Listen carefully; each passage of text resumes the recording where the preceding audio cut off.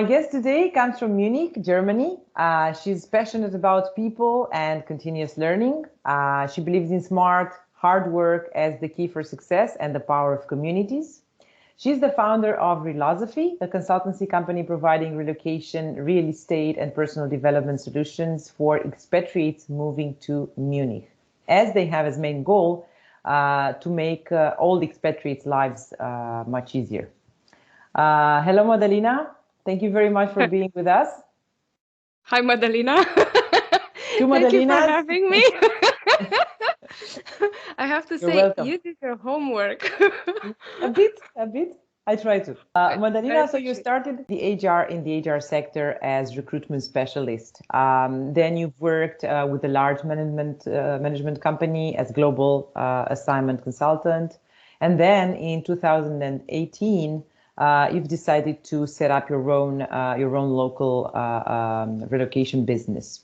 Mm-hmm. What is your story in brief? So I started working recruitment because I did study psychology and human resources management, and for me it was like the natural starting path, to be a good HR professional. So when I came, I was in Switzerland and in Germany in internships, and with my experiences, I noticed, for Switzerland, for example, I needed a visa to go there, and for Germany, I did not anymore. But as a student recruiter, I had to recruit a lot of students for the R&D center where I was working, and most of them, they were non-EU citizens. So they needed visas. Exactly, and all of them, they were special cases. So I actually had a lot to learn, and it was also a very steep learning curve for my boss as well, who was a bit surprised of some of the conditions. And, I discovered that, hey, visa and immigration, for example, is a very special area itself. So there's relocation, but then V&I is like a whole different universe. Yeah. Yeah.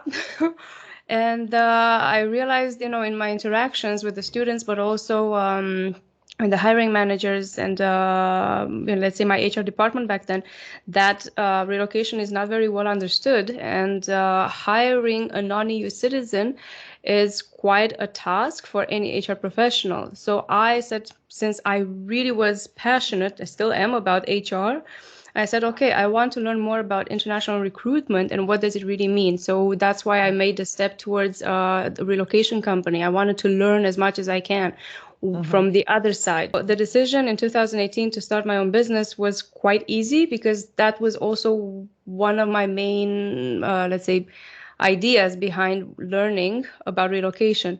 Have been any lessons that you have taken with you from that experience that supported you in setting up your own company, or any lessons that you've taken?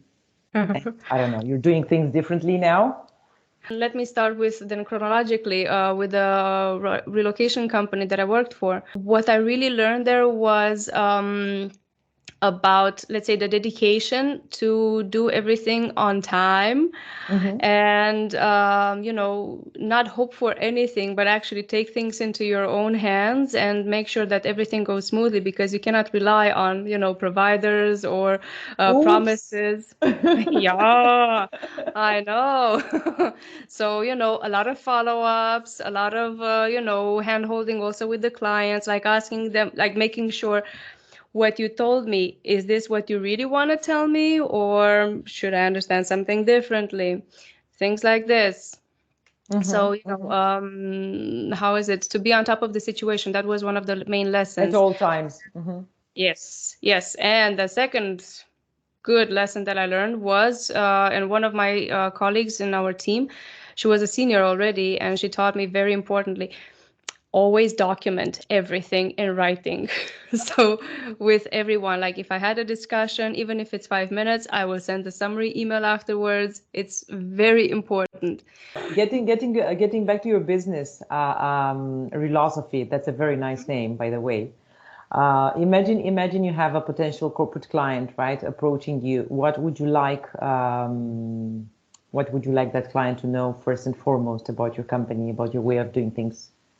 Yeah, so this is not something new. We actually do get approached by corporate clients. Sure. Thank God. So what we tell them is, the truth. We are a young team of professionals and expats. We moved by choice. This was our own choice to move to Germany or to live abroad. And we know firsthand also how it's like to receive relocation support and how it's like to not receive any relocation support. We had our own, personal experiences in integrating, in adapting to the market, and also growing as people and career-wise. So we have a deep intrinsic motivation to offer our services, to offer our support for the corporate clients and to their employees. Madalina, what would be the main pitfalls that you would warn your clients when relocating to Germany? Oh, well, main. I wouldn't say necessarily too many plurals, but there's people who they move for the first time abroad and they choose Germany. Of all the countries that it's not even an easy country to move to. Yeah. And there's also some clients who are a bit more experienced, and I tell them, look, no matter how experienced you are, it's still always a surprise, and especially for the newbies, I tell them just keep an open mind because everything will be different. It's not that it's going to change, it's just different. So understand that you to them, you're also different, and you need to be careful, to pay attention how you maintain your identity and what's important to you, but also how you can grow in the process. This is a great opportunity to, to get to a better place, to become better version of yourself. It's not a struggle or a challenge. It can be also enjoyable. But so perhaps something that you can think of which is German specific. Oh, communication style. Yeah. It's like Germany and the rest of the world. Okay. Or that's extreme, but yeah, it's a little. I can see where you're coming from.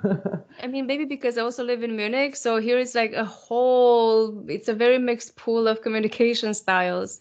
I will tell you a joke, which is very short. Like, what is in Germany but does not belong to Germany? I don't know. It's okay. I'm gonna tell you. It's Bayern. So the answer is Bavaria or Bayern. So that's why, like in Munich or Bavaria, things are a little bit different here. It's just there are some people who are very direct, meaning they will tell you honestly what they think or how they approach things. And there are then also some individuals who are conflict avoidant. So they're not going to give you the answer directly. So you have to read a bit the air. And you have to use all your skills, like your antennas must be popped to pick up the right message. What is the best professional advice you have ever received, Madalina, and from whom, if you remember? It's actually from the same colleague. So I got 2 advices from her. Can I name her? I don't see why not. Yeah. Okay, so her name is Susan Vogel, and she was my colleague at Serva. And, she noticed a few moments when I was struggling, and she gave me really 2 good advices. One of them was indeed this: document everything. Always.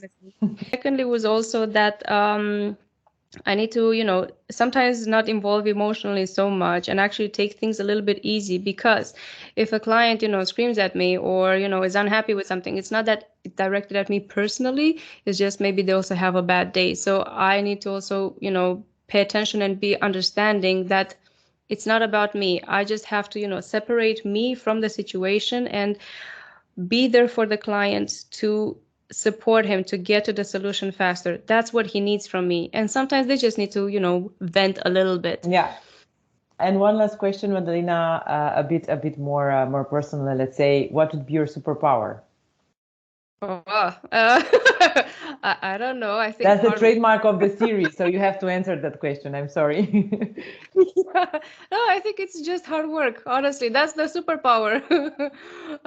Because hard work is put in everything. Like reading. When I have a free Sunday, I can also read something about intercultural communication. Then also there's this book from Michael C. Pollock about third culture kids, which is really important in helping me understand how families that I help relocate, how they are going to deal with their children growing up in a different culture.